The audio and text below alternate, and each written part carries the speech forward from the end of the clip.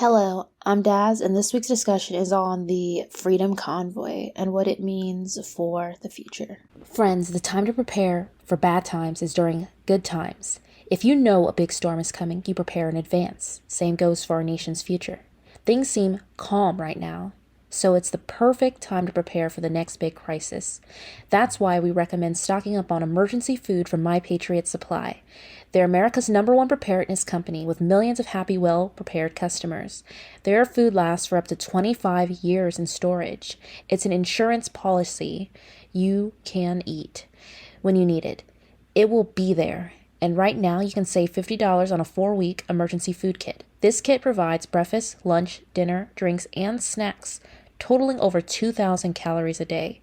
Every family member should have one of these. So go to preparewithdaz.com and save $50 on your 4-week food kit. So I'll share this article that actually was put into our local news, and I'll give you my thoughts on the whole ordeal. The Freedom Convoy that took Canada by storm may soon be driving across the Midwest with stops in Kansas, Missouri, and Indiana. According to the Facebook group Kansas Truckers for Freedom Convoy, the truckers will leave a truck stop on March 3rd in Aurora, Colorado, before taking I-70 across Kansas, stopping for the night in Salina around 8:30 p.m. and then heading into Missouri through Kansas City on the morning of March 4th. The convoy will leave Salina at around 9 a.m. and slow roll through the Junction City and Topeka for trucks to stop and collect donations. Another post on the Facebook group shows that the Topeka stop for the truckers will be on the Rice Road overpass. Peaceful supporters are encouraged for the time frame of 10:30 a.m. to 1 p.m.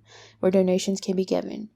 After passing the capital city, the convoy will take I-70 to I-435 south around Kansas City before joining I-70 again and heading to Fort Oak Grove. The Facebook group showed that the truckers will eventually make their way across Missouri on March 4th and stop at Vandalia, Illinois.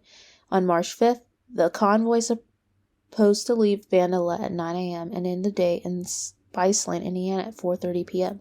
and wait there for other truckers to arrive from northern routes. The Freedom Convoy got its start in Canada and has garnered international attention as the truckers protested against vaccine mandates. The truckers blocked border trade between the U.S. and Canada, faced off with the police in Ottawa, and have caused Canada's Prime Minister Justin Trudeau to invoke emergency powers to stop the protests. The Canadian movement received large support from American conservatives, which could prove to be important in the upcoming midterm elections of 2022. So that's all they wrote there, and I find it fascinating because I live in the Kansas City area, and all the places they named I'm very familiar with. I've driven cross country, so I know sort of the route they're taking. And it's fascinating because I think back to 2019 when we discussed how if most of the truckers in this country protested how it could shut down the country, similar to Brazil, we see that more and more blue-collar workers of different backgrounds, whether it's driving trucks or public transportation or taking a stand, and they are not just letting themselves get bullied with the vaccine mandates. And we see this not just happening in the United States, but in Canada as well. And this is a real concern to the leaders in power today. And it just goes to show that we're at a crossroads. Something is going to have to change. And I do believe that it's not going to just be one of those things that's going to be shut down, because